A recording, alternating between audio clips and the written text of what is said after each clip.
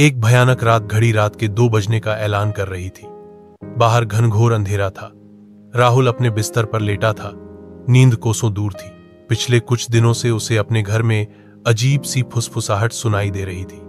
आज रात आवाजें ज्यादा स्पष्ट थीं, जैसे कोई उसके ठीक बगल में खड़ा हो। राहुल ने डरते डरते आंखें खोली। बिजली की चमक में उसने देखा, बिस्तर के पास जमीन पर एक धुंधली सी आकृति बैठी थी। उसकी आंखें लाल अंगारों की तरह चमक रही थी।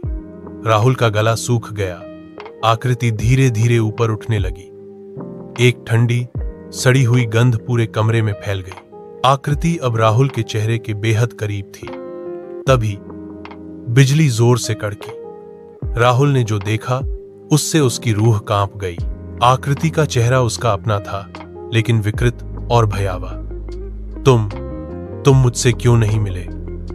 आकृति ने फुसफुसाया। तभी आकृति का हाथ उठा और उसने राहुल के सीने पर अपनी ठंडी उंगलियां रखीं।